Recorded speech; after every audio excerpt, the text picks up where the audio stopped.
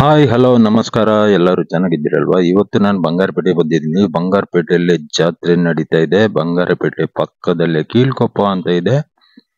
ಬನ್ನಿ ಮತ್ತೆ ಈ ಜಾತ್ರೆನ ನೋಡ್ಕೊಂಡ್ ಬರೋಣ. ಹೊಸ್ದಾಗಿರಲ್ಲ ಈ ವಿಡಿಯೋ ನೋಡ್ತಿದ್ದೀರಾ, ಲೈಕ್ ಶೇರ್ ಸಬ್ಸ್ಕ್ರೈಬ್ ಮಾಡಿ. ಬನ್ನಿ ಮತ್ತೆ ಕೀಳ್ಕೊಪ್ಪಗೆ ಹೋಗಿ ನೋಡ್ಕೊಂಡ್ ಬರೋಣ. ಇದು ಕನ್ನಡ ಚಾನೆಲ್ ಬ್ರೋ. ಕೀಳ್ಕೊಪ್ಪ ಊರಲ್ಲೇ ಫುಲ್ ಲೈಟಿಂಗ್ ಫುಲ್ಲು ಮಿಂಚುತ್ತಾ ಇದೆ ಊರು. ಬನ್ನಿ ಜಾತ್ರೆಯಲ್ಲಿ ಏನ್ ವಿಶೇಷಗಳೆಲ್ಲ ತಿಳ್ಕೊಳ್ಳೋಣ. ಊರ್ ಜನ ಹತ್ರ ಹೋಗಿ ಮಾತಾಡ್ಸೋಣ. ಏನೆಲ್ಲ ಕಾರ್ಯಕ್ರಮಗಳು ನಡೀತಾ ಇದೆ, ಏನು ಈ ಊರಿ ಜಾತ್ರೆದು ಸ್ಪೆಷಲ್ ಅದೆಲ್ಲ ತಿಳ್ಕೊಳ್ಳೋಣಂತೆ. ಬನ್ನಿ ಮತ್ತೆ ಹೋಗೋಣ.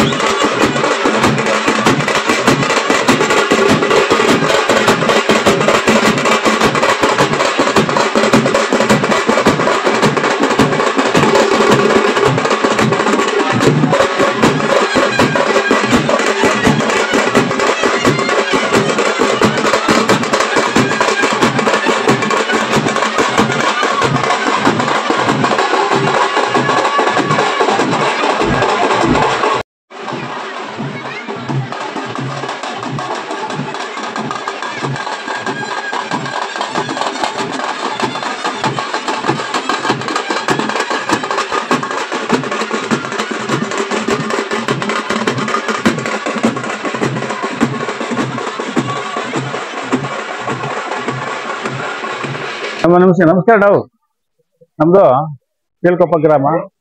ಇದು ನಮ್ಮ 105ನೇ ವರ್ಷದ ಜಾತ್ರೆ ಮಹೋತ್ಸವ. ಸುಮಾರು ವರ್ಷಗಳಿಂದ ಹಳಬರು ಮಾಡಿರ್ತಕ್ಕಂಥ ಇದನ್ನು ನಾವು ಮುಂದುವರ್ಸ್ಕೊಂಡು ಹೋಗ್ತಾ ಇದ್ದೀವಿ. ಎಲ್ಲ ಹಿರಿಯರ ಸಮ್ಮುಖದಲ್ಲಿ ನಾವು ನಿಗದಿಪಡಿಸಿ 28, 29 ಡೇಟ್ನಲ್ಲಿ ಪ್ರತಿ ವರ್ಷದಂತೆ ಈ ವರ್ಷ ಕೂಡ ಮಾಡಿದ್ದೀವಿ. ಅದೇ ತರ ಇವತ್ತು ರಾತ್ರಿ ದೀಪಾರಾಧನೆ ನಮ್ಮ ಕೀಳ್ಕೊಪ್ಪ ಗ್ರಾಮ ಮತ್ತು ದಿನಕೋತೂರು ಗ್ರಾಮಸ್ಥರು ದೀಪಾರಾಧನೆ ಮಾಡ್ತೀವಿ. ನಮ್ಮ ಹಳ್ಳಿಯ ಸುತ್ತಮುತ್ತಲು 25 ಗ್ರಾಮದವರು ನಾಳೆ ಬಂದು ದೀಪಾರಾಧನೆ ಮಾಡ್ತಾರೆ. ನಾಳೆ ಹುಟ್ಟಿಮನೆ ಕಾರ್ಯಕ್ರಮ ಇರ್ತದೆ 4 ಗಂಟೆಗೆ. ಮತ್ತೆ 4:15 ಗಂಟೆ ಮೇಲೆ ಅನ್ನದಾನ ಇದೆ. ನಾವು ಮುದ್ದೆ ಮಾಡ್ತಾ ಇದ್ದೀವಿ. ಮುದ್ದೆ ಪ್ರಸಾದ ಮಾಡಿ ಎಲ್ಲರಿಗೂ ಹಂಚ್ತಾ. ಇದನ್ನ ಕೆಸನಹಳ್ಳಿ ಗ್ರಾಮಸ್ಥರು ಮಾಡ್ತಾರೆ. ಸುಮಾರು 105 ವರ್ಷದಿಂದ ಅವರು ಮತ್ತೆ ಅವರ ಮಕ್ಕಳು ಮೊಮ್ಮಕ್ಕಳೇ ಅವರೇ ಫ್ರೀಯಾಗಿ ಉಚಿತವಾಗಿ ಬಂದು ಮಾಡ್ಕೊಂಡು ನಮ್ಗೆ ಪ್ರಸಾದವನ್ನ ಇದು ಮಾಡ್ಕೊಂಡು ಹೋಗ್ತಾ ಇದ್ದಾರೆ. ಅದೇ ರೀತಿ ನಾವು ಕೂಡ ಅವನ್ನ ಕರೆಸಿ ಇದನ್ನೆಲ್ಲ ಇದು ಮಾಡ್ಕೊಂಡು ನಡ್ಸ್ಕೊಂಡು ಹೋಗ್ತಾ ಇದ್ದೀವಿ. ರಾತ್ರಿ ಬಾಣಿ ಬೇಡಿಕೆ ಇದೆ, ಪುಷ್ಪ ಪಲ್ಲಕ್ಕಿ ಇದೆ, ಮತ್ತೆ ಒಂದು ಡ್ರಾಮಾ ಕಾರ್ಯಕ್ರಮ ಕೂಡ ಹಾಕೊಂಡಿದ್ದೀವಿ. ನಮಸ್ಕಾರ. ಈ ದಿನ ನನ್ನ ಹೆಸರು ಯಲ್ಲಪ್ಪ ಅಂತ, ಕೀಳ್ಕೊಪ್ಪ ಗ್ರಾಮದ ಮಾಜಿ ಗ್ರಾಮ ಪಂಚಾಯತ್ ಸದಸ್ಯರು. ಕೋಲಾರ ಜಿಲ್ಲೆಯ ಬಂಗಾರಪೇಟೆ ತಾಲೂಕು ಸೇರಿದ ಕೀಳ್ಕೊಪ್ಪ ಗ್ರಾಮ. ಈ ಗ್ರಾಮದಲ್ಲಿ ಸುಮಾರು 105ನೇ ವರ್ಷದ ಜಾತ್ರಾ ಮಹೋತ್ಸವ ಮಾಡ್ತಾ ಇದ್ದೀವಿ. ಇದು ತರತರಾಂತರಗಳಿಂದ ನಮ್ಮ ಗ್ರಾಮದಲ್ಲಿ ಮಾಡ್ಕೊಂಡು ಬಂದಿದ್ದಾರೆ. ಅದನ್ನ ಅದೇ ರೀತಿಯಾಗಿ ಪದ್ಧತಿಯಾಗಿ ಕೂಡ ನಾವು ಮಾಡ್ಕೊಂಡು ಬರ್ತಾ ಇದ್ದೀವಿ. ಹಾಗಾಗಿ ಈ ಮಾರಿಯಮ್ಮ ಶಕ್ತಿಯ ಒಂದು ಜಾತ್ರೆಯನ್ನು ಇಡೀ ಜಿಲ್ಲೆಯಲ್ಲಿ, ಕೋಲಾರ ಜಿಲ್ಲೆಯ ಎಲ್ಲಾ ಗ್ರಾಮಗಳಲ್ಲೂ ಬಂದು ದೀಪಗಳು ಮಾಡೋದ್ರ ಮುಖಾಂತರ ಬಂದು ಇಲ್ಲಿ ತಾಯಿಯನ್ನು ಆಶೀರ್ವಾದ ಮಾಡ್ಕೊಂಡು ಹೋಗ್ತಾರೆ. ಅದೇ ರೀತಿಯಾಗಿ ಏನು ಆಂಧ್ರ ಮತ್ತು ತಮಿಳುನಾಡು ಗಡಿ ಭಾಗ ಆಗಿರುವ ಈ ಬಂಗಾರಪೇಟೆಗೆ ಸಂಬಂಧಿಸಿದ ಕೀಳ್ಕೊಪ್ಪ ಈ ಜಾತ್ರೆಗೆ ತಮಿಳುನಾಡು ಮೆಡ್ರಾಸಿಂದ ಕೂಡ ಬಂದು ಆ ತಾಯಿಯ ಜಾತ್ರೆಗೆ ಭಾಗವಹಿಸಿ ಆ ತಾಯಿಯ ಜಾತ್ರೆಯಲ್ಲಿ ಏನು ವಿಶೇಷವಾಗಿ ಮುದ್ದೆ ಮತ್ತು ಈ ಕಾಳು ಸಾಂಬಾರನ್ನ ಏನು ಪ್ರಸಾದ ಮಾಡ್ತೀವಿ, ಆ ಪ್ರಸಾದನ ಮೆಡ್ರಾಸ್ ತಕೊಂಡೋಗಿ ಅಲ್ಲಿರುವ ಗ್ರಾಮಗಳಲ್ಲಿ ಆ ತಾಯಿಯ ಪ್ರಸಾದವನ್ನು ಪ್ರತಿಯೊಂದು ಮನೆಯೂ ಹಂಚಿಕೊಂಡು ತಿನ್ನುವ ಪದ್ಧತಿ ಇವತ್ತು ಕೂಡ ಐತೆ. ಮೊದಲಿಂದಾನು ಐತೆ, ಇವತ್ತು ಕೂಡ ಐತೆ. ಅಷ್ಟು ವಿಶೇಷವಾದ ಜಾತ್ರೆ ನಮ್ದು. ಆ ತಾಯಿ ಈ ಒಂದು ಗ್ರಾಮಕ್ಕಲ್ಲ, ಇಡೀ ತಮಿಳುನಾಡು, ಆಂಧ್ರ, ಕರ್ನಾಟಕ 3 ಇದಕ್ಕೂ ಸೇರಿರ್ತಾಳೆ. ಹಾಗಾಗಿ ಈ ಗ್ರಾಮದಲ್ಲಿ ಏನು ನಮ್ಮ ವೆಂಕಟೇಶಣ್ಣ ಅಂತ ರೈಲ್ವೆ ನಿವೃತ್ತಿ ವೆಂಕಟೇಶಣ್ಣವರು ಅವರು ಈ ಗ್ರಾಮದವರಾಗಿದ್ದು, ಅವ್ರ ಮಕ್ಕಳು ವಿದೇಶದಲ್ಲಿ ಕೆಲಸ ಮಾಡ್ತಾ ಇದ್ದು, ಉದ್ಯೋಗ ಮಾಡ್ತಾ ಇದ್ದು, ಅವರು ಕೂಡ ಇವತ್ತು ಈ ಗ್ರಾಮಕ್ಕೆ ಆ ತಾಯಿ ಆಶೀರ್ವಾದದಿಂದ ಏನು ತೇರು ಮಾಡಿಸ್ಕೊಟ್ಟಿದ್ದಾರೆ ಹೊಸದಾಗಿ.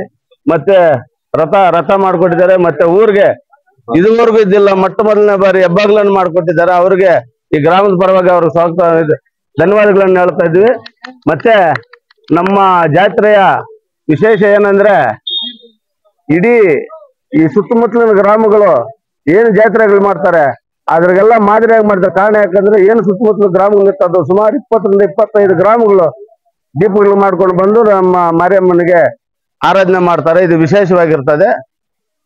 ಸುಮಾರು ವರ್ಷಗಳಿಂದ ಹಳೆ ದೇವಸ್ಥಾನ ಇತ್ತು.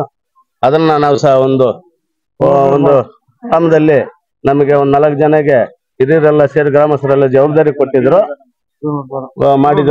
ಸಹಾಯ ಮಾಡಿದ್ರು, ನಮ್ಮನ್ನು ನೇಮಿಸಿದ್ರು. ಅದೇ ರೀತಿಯಾಗಿ ನಾವು ಎಲ್ಲರೂ ಮಾತಿಗೆ ಹೋಗುತ್ತೆ ಆ ತಾಯಿ ಆಶೀರ್ವಾದದಿಂದ ಇವತ್ತು ನೂತನ ದೇವಸ್ಥಾನವನ್ನು ಕಟ್ಟಿ ಜೀರ್ಣೋದ್ಧಾರ ಮಾಡಿದ್ವಿ. ಅದು ನಮಗೆ ತುಂಬಾ ಹೃದಯದ ಸಂತೋಷ ಆಗ್ತಾ ಇತ್ತು. ನಮಸ್ಕಾರ. ನನ್ನ ಹೆಸರು ನಾರಾಯಣ ಸ್ವಾಮಿ ಅಂತ. ಈ ಕೀಳ್ಕೊಪ್ಪ ಗ್ರಾಮದಲ್ಲಿ ವಾಸವಿರುವಂತ ಅವರು ನಾವು. ಈ ಮಾರಿಯಮ್ಮಂದು ವಿಶೇಷ ಏನಪ್ಪಾ ಅಂದ್ರೆ, ವರ್ಷಕ್ಕೊಂದು ಸಾರಿ ಸುಮಾರು ಸುತ್ತಮುತ್ತೂರವರು ದೀಪಾರಾಧನೆ ಮಾಡ್ತಾರೆ. ಮತ್ತು ಈ ಪ್ರಸಾದ ಬಹಳ ಅದ್ಭುತವಾದ ಪ್ರಸಾದ ಅಂತ ಹೇಳಿ ಎಲ್ಲ ಕಾಳು ಸಾರು ಮತ್ತು ಮುದ್ದೆ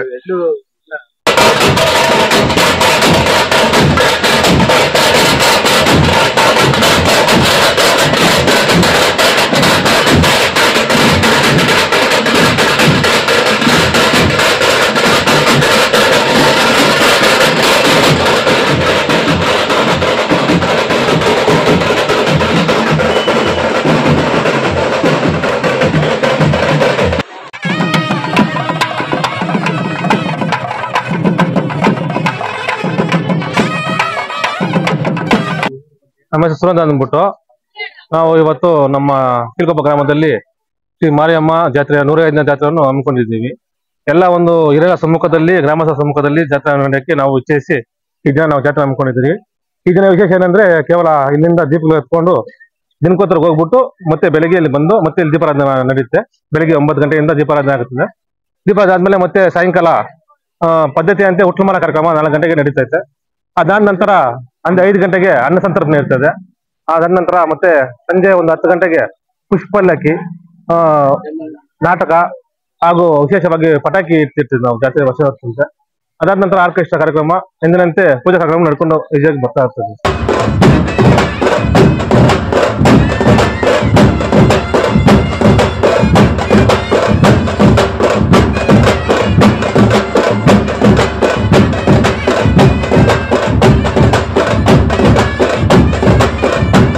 ನೋಡಿದ್ರಲ್ವಾ ಕೀಳ್ಕೊಪ್ಪದಲ್ಲಿ ಜಾತ್ರೆ.